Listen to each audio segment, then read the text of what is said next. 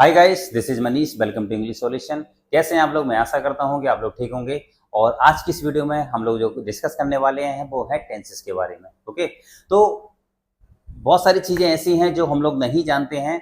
जब हम इंग्लिश को सीखते हैं या फिर इंग्लिश को जब हम पढ़ते हैं तो टेंसेस के बिना हम कोई भी चीज़ को नहीं पढ़ सकते। टेंसेस हमारे इंग्लिश में बहुत ज़्यादा रोल मैटर करते हैं। टेंसेस से ही हम सारे सेंटेंस को बना सकते हैं। तो टेंसेस हमारे इंग्लिश का 70% पार्ट जो है वो कवर करते हैं। ठीक है, तो आज की इस वीडियो में जो हम डिस्कस करेंगे वो है टेंसेस के बारे में। कंप्लीट हम लोग टेंसेस को सीखेंगे और ये बहुत अच्छी वीडियो बनने वाली है हमारी। और लगभग 2 या 3 सीरीज में या 3 या 4 सीरीज में हमारी ये पूरी कंप्लीट टेंसेस की वीडियो बनेगी और हम लोग step by step with example के साथ टेंसेस को समझेंगे। ओके, तो चलिए शुरू करते हैं हम लोग आज का सेशन। हम लोग पढ़ने वाले हैं टेंसेस के बारे में। अब देखो, ये समझ में नहीं आता कि ये टेंशन है या टेंस है। कई बार बच्चों को दिक्कत ये होती है कि वो टेंसेस के चक्कर में, टेंसेस सीखने के चक्कर में वो लोग क्या है ना, उन्हें टेंशन हो जाती है कि आखिर हम लोग इसको सीखेंगे कैसे। तो हम लोग स्टेप बाय स्टेप पर्टिकुलर जो हमारे 12 टेंसेस होते हैं, हम लोग स्टेप बाय स्टेप टेंसेस को सीखेंगे। ओके, तो टेंसेस ध्यान से समझेंगे। ये हैं हमारे टेंसेस। इनको हम लोग हिंदी में बोलते हैं काल या समय। ठीक है, क्या बताया मैंने? इसको हम लोग हिंदी में बोलते हैं काल या समय। उसके बाद क्या होता है कि इसके 3 पार्ट होते हैं। टेंसेस को हम लोग बोलते हैं काल या समय, इसके 3 पार्ट। तो टेंसेस उसके 3 प्रकार, यानी कि पास्ट, प्रेजेंट, देन फ्यूचर। अब पास्ट के भी क्या है, 4 टाइप्स होते हैं। इंडेफिनेट होता है जिसको हम बोलते हैं past indefinite, past continuous, past perfect and past perfect continuous.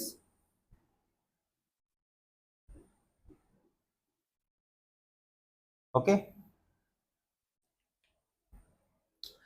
इसी प्रकार से हमारे present indefinite, present continuous, present perfect, then present perfect continuous.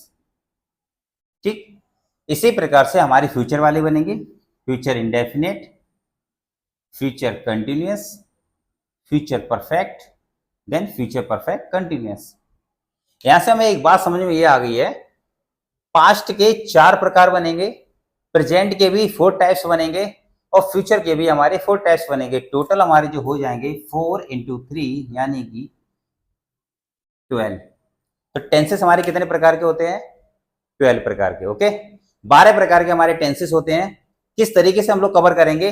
Past के हमारे 4, past indefinite, past continuous, past perfect continuous. Present में present indefinite, present continuous, present perfect, then present perfect continuous. उसके बाद हम लोग आगे देखते हैं फ्यूचर में, future indefinite, future continuous, future perfect, then future perfect continuous. Okay, इतना क्लियर हुआ? तो पहला टेंस हमारा होता है प्रेजेंट इंडेफिनेट,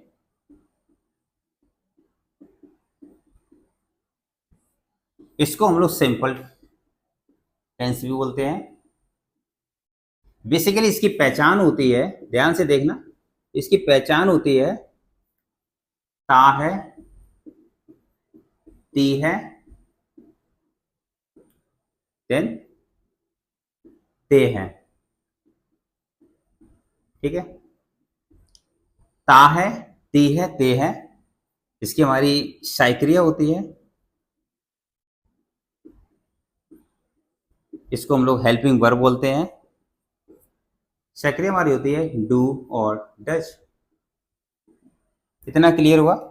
प्रेजेंट इंडेफिनेट, इसको हम सिंपल टेंस भी बोलते हैं और इसकी हमारी जो पहचान होती है वो होती है ता है, ती है, ते है, देन साइक्रिया हमारी होती है डू और डज। क्लियर है इतना? उसके बाद इसका हमारा जो फॉर्मूला होता है subject plus verb plus object. हम इस तरीके से सेंटेंस को बनाएंगे, सब्जेक्ट, वर्ब, देन ऑब्जेक्ट। एक बात इसमें और समझनी है, इसमें वर्ब की फर्स्ट फॉर्म, वर्ब की सेकंड फॉर्म, वर्ब की थर्ड फॉर्म। अब कैसे समझेंगे, ध्यान देना।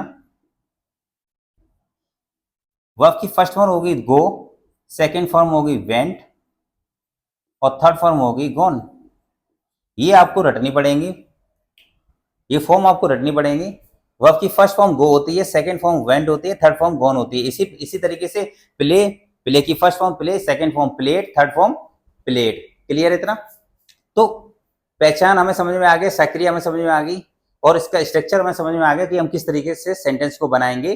देन इसका हमें फॉर्म समझ में आ गई कि फर्स्ट फॉर्म में क्या आएगा और सेकंड फॉर्म में हम चीजों को कैसे बदलेंगे। फॉर्म आपको याद करने पड़ेंगे। ओके, अब उसके बाद देखते हैं हम आगे। जैसे मैंने एक सेंटेंस लिखा, मैं अंग्रेजी पढ़ाता हूं। अब देखो, मैं अंग्रेजी पढ़ाता हूं। अब हिंदी में ये हो जाएगा हमारा सब्जेक्ट, अंग्रेजी हमारा क्या हो जाएगा, बोलो, ऑब्जेक्ट, और पढ़ाता हमारा क्या हो जाएगा, वर्ब। ठीक है, इंग्लिश कैसे बनाएंगे, आई टीच इंग्लिश।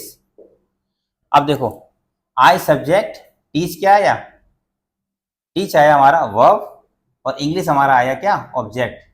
यहां से हमें एक बात ये समझ में आएगी, स्ट्रक्चर हमारा क्या था, पहले subject, then verb, then object.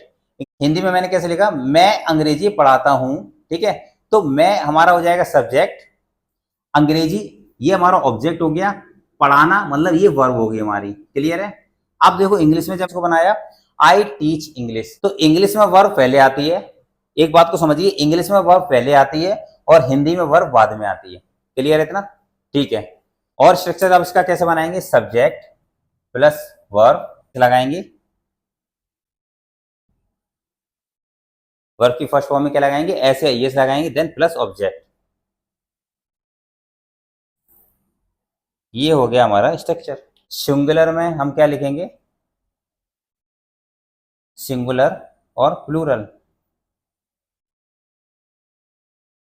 जब सिंगुलर में हम कोई बात चलेगी तब हम उसमें एस या एस लगाएंगे, लेकिन जब प्लूरल की बात आएगी तब हम वहां पर कोई सा भी एस या एस नहीं लगाएंगे। ठीक है, इस सेंटेंस, इस टेंस को बनाने के लिए ये सारी चीजें जो हैं, अगर हम एक तरीके से समझ में आ जाएंगी तो डेफिनेट के जितने भी हमारे टेंस होते हैं हम उसको अच्छे से कवर कर सकते हैं। ठीक है, पहचान समझ में आ गया हमें, ता है, ती है, ते हैं। सक्रिय होगी हमारी डू या डच। ठीक है, स्ट्रक्चर हमारा कुछ इस तरीके से रहेगा, subject plus verb plus object. ये मैंने आपको बता दिया है। मैं अंग्रेजी पढ़ाता हूं, इसमें हमारा सब्जेक्ट हो जाएगा मैं, हिंदी में हमारा हो जाएगा ऑब्जेक्ट हमारा हो जाएगा अंग्रेजी, और वर्ब हमारा हो जाएगा पढ़ाना। ओके, उसके बाद इंग्लिश में आई टीच इंग्लिश, मतलब मैं इंग्लिश पढ़ाता हूं, इसकी मैंने इंग्लिश बनाई, तो ये हमारा हो जाएगा सब्जेक्ट,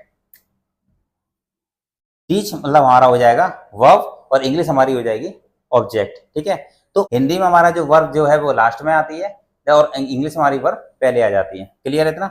उसके बाद सब्जेक्ट प्लस वर्ब की फर्स्ट फॉर्म आएगी। एक बात हमेशा याद रखना है, प्रेजेंट इंडेफिनिट में हमारी जो फॉर्म आएगी वर्ब की फर्स्ट फॉर्म आएगी। देन उसके बाद इसमें हम एस या एस लगाएंगे, उसके बाद क्या आएगा, ऑब्जेक्ट आएगा। जब हमारा सिंगुलर होगा कोई भी चीज तब उसमें हम एस या एस लगाएंगे, लेकिन जब प्लूरल होगा उसमें हम एस या एस नहीं लगाएंगे। ठीक है, तो इतनी सारी चीजें क्लियर हुई। ग्रामेटिकल पर्सन को जब हम समझेंगे तो उसमें हमारा फर्स्ट पर्सन, ओके, उसके बाद हमारा आता है सेकेंड पर्सन, और नेक्स्ट हमारा आता है थर्ड पर्सन। फर्स्ट पर्सन में हमारा क्या होता है, आई कोमो वी, सेकेंड पर्सन में यू, और थर्ड पर्सन में ही कोमो सी कोमो इट कोमो दे। ठीक है, अब एक बात हमें ये समझ में आ गई, फर्स्ट पर्सन में हमारा आई और वी आता है, सेकेंड पर्सन में हमारा यू आता है, और थर्ड पर्सन में हमारा ही सी इट कोमो दे आता है। ये तीनों हमारे सिंगुलर में आ जाएंगे और दे हमारा प्लूरल में आ जाएगा। तो अब हम बनाते हैं सेंटेंस, अब हम एग्जाम्पल करेंगे तब हमें सारी चीजें अच्छे से समझ में आ जाएंगी। एक बार हम फिर आपको समझाते हैं। प्रेजेंट इंडेफिनिट यानी कि सिंपल टेंस, पहचान हमारी ता है, ती है, ते हैं। सक्रिय हमारी हो जाएगी डू या डच। स्ट्रक्चर हमारा रहेगा subject plus verb plus object. ठीक है, उसके बाद वर्ब की फर्स्ट फॉर्म गो, वेंट, गॉन, ये फॉर्म आपको याद करनी पड़ेंगी। उसके बाद सब्जेक्ट प्लस वर्ब की फर्स्ट फॉर्म प्लस एस या E S plus object. Singular में हम एस या एस लगाएंगे, लेकिन प्लूरल में हम एस या एस नहीं लगाएंगे। मैं अंग्रेजी पढ़ाता हूं, I teach English. Okay, basically होता क्या है, आई हमारा एक्सेप्शन है, इसमें हम एस या एस को नहीं लगाते हैं। क्लियर है इतना? ओके, तो चलिए हम एक बार एग्जाम्पल देख लेते हैं। तो ये है हमारे एग्जाम्पल, वह गाना गाता है। फर्स्ट एग्जाम्पल हमारा ये हो गया। सेकेंड हमारा एग्जाम्पल है बेघर जाते हैं। थर्ड एग्जाम्पल है हमारा राम और श्याम नाचते हैं। तो पहला एग्जाम्पल है हमारा वह गाना गाता है। देखो लास्ट में ता है, ती है, ते है आना चाहिए। ओके, देन उसके बाद हमारी जो सेकेंड होती है डू या डच, और उसके बाद हम उसमें एस या यस लगाते हैं। एस यस तब लगाते हैं जब हमारा सिंगुलर में यूज होता है। ठीक है, देन उसके बाद ये हमारे ग्रामेटिकल पर्सन है। फर्स्ट पर्सन में हमारा आई और वी होता है, सेकेंड पर्सन में यू होता है, देन थर्ड पर्सन में हमारा ही, सी, इट, दे, और ये ही, सी, इट हमारा सिंगुलर में और दे हमारा प्लूरल में। ठीक है, वह गाना गाता है, he sings a song. Okay, he sings a song. वे घर जाते हैं तो they go to home. Ram और श्याम नाचते हैं तो राम एंड श्याम डांस। ये प्लूरल है तो उसमें एस एस नहीं लगाया। दे प्लूरल है उसमें एस या एस नहीं लगा, लेकिन ही हमारा सिंगुलर है तो उसमें हमने एस लगा दिया। क्लियर है इतना? तो ये था हमारा प्रेजेंट इंडेफिनिट टेंस। अब नेक्स्ट जो हम लोग पढ़ते हैं वो है हमारा past indefinite tense. Okay, and हमारा पास्ट इंडेफिनिट टेंस, इसको हम लोग सिंपल पास्ट भी बोलते हैं। ठीक है, बेसिकली इसकी जो पहचान होती है वो क्या होती है? था, थी, थे, या फिर या, ई, ये हमारी इसकी क्या हो गई? ये इसकी पहचान हो गई। इसकी जो हेल्पिंग वर्ब होती है वो क्या होती है? डिड। ठीक है, इसकी जो वर्ब की जो फॉर्म आती है वो कौन सी आती है? सेकेंड फॉर्म आती है। ठीक है, इसका स्ट्रक्चर क्या होता है देख लेते हैं। सब्जेक्ट, वर्ब की सेकेंड फॉर्म प्लस का ऑब्जेक्ट। ठीक है, ये है हमारा इसका स्ट्रक्चर। एग्जाम्पल देखते हैं। एग्जाम्पल है हमारा मैंने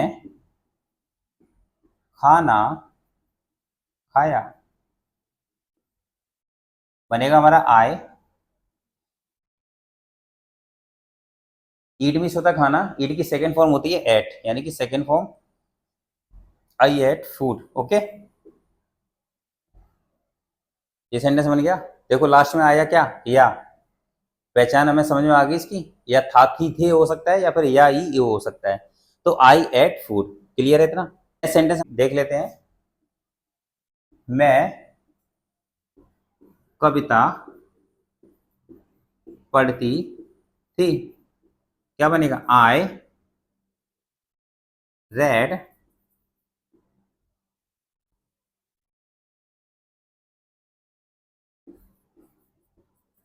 नेक्स्ट बनेगा हमारा मैं कहानी पढ़ती थी। I read story.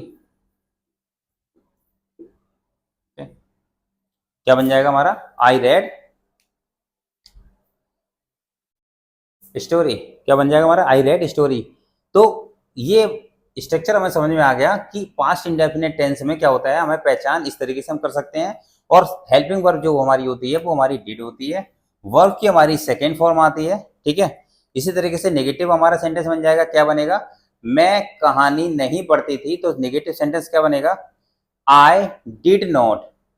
एक बात याद रखना, जब भी नेगेटिव सेंटेंस जब हम बनाते हैं तो उसमें क्या होता है? वर्ब की फर्स्ट फॉर्म आती है, वर्ब की सेकंड फॉर्म नहीं आती है। जैसे मैंने कहा मैं कहानी नहीं पढ़ती थी। क्या बनेगा? देखो I did not red, I did not read story.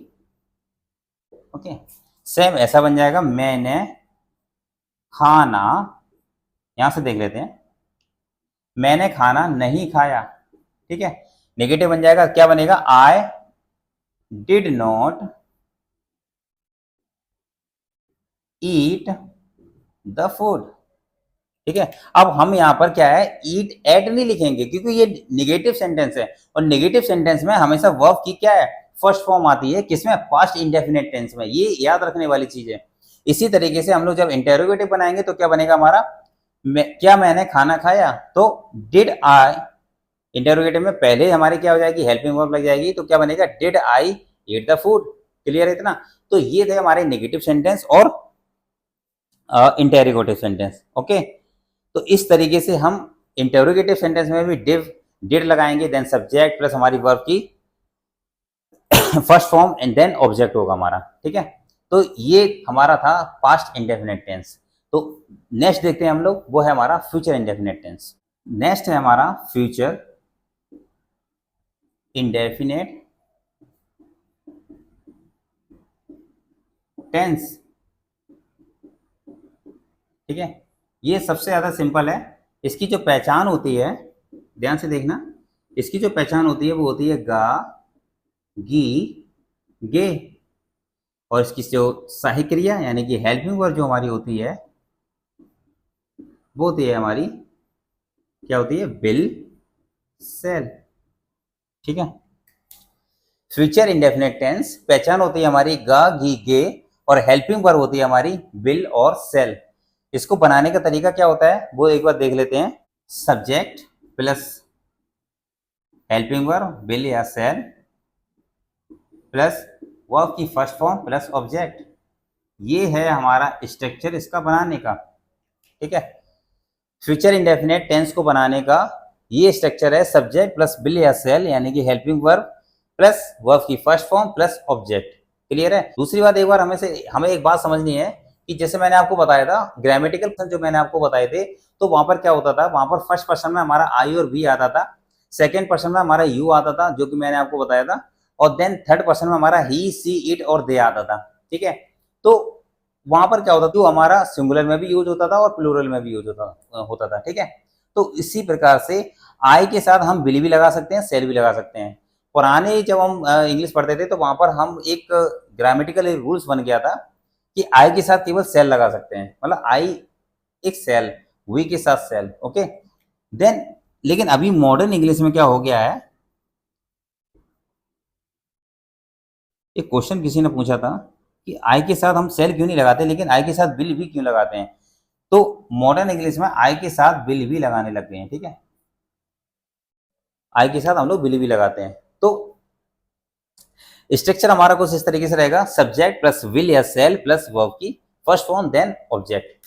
Clear है इतना। तो चलिए हम शुरू करते हैं, एक बार एग्जाम्पल से समझ लेते हैं हम लोग।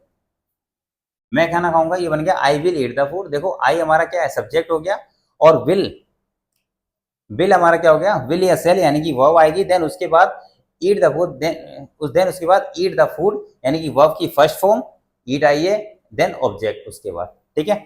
तो इस तरीके से हम फ्यूचर इंडेफिनिट टेंस को बनाते हैं, और जितने भी सेंटेंस हमारे फ्यूचर इंडेफिनिट टेंस में आएंगे वो सारे सेंटेंस को हम अच्छे से कवर करेंगे। उसके बाद एक्ट विल या सेल प्लस नॉट, ये नेगेटिव के लिए, ठीक है, ध्यान देना। नेक्स्ट सेंटेंस है हमारा इंटेरोगेटिव, अगर हम बनाते हैं तो क्या बनेगा, क्या मैं खाना खाऊंगा, ठीक है, क्या मैं खाना खाऊंगा, क्या बनेगा, देखो will I eat the food, question mark. इसका क्या बनेगा, यहां पर हमारा हेल्पिंग वर्ब आ जाएगी प्लस सब्जेक्ट, ठीक है, ये पूरा हमारा क्या है, यहाँ पर रिप्लेस हो जाएगा, यहाँ आ जाएगा। समझ पा रहे हो। तो ये थे हमारे फ्यूचर इंडेफिनेट। जब भी पॉजिटिव हम सेंटेंस बनाएंगे तो स्ट्रक्चर हमारा कुछ इस तरीके से रहेगा, नेगेटिव बना देंगे तो subject plus will sell plus not आ जाएगा, इंटेरोगेटिव बनाएंगे तो हेल्पिंग वर्ब पहले आ जाएगी, देन सब्जेक्ट आएगा, और उसके बाद हमारा क्या बन जाएगा, वर्ब की फर्स्ट फॉर्म देन ऑब्जेक्ट बन जाएगा, ठीक है। ये विल सेल हमारा यहाँ पर आ जाएगा, ठीक है। ये होगा हमारे इंटेरोगेटिव के लिए, ठीक है। ठीक है, इतना क्लियर हुआ। तो वीडियो में हम लोगों ने डिस्कस किया हुआ है प्रेजेंट इंडेफिनिट के बारे में, पास्ट इंडेफिनिट के बारे में और फ्यूचर इंडेफिनिट के बारे में।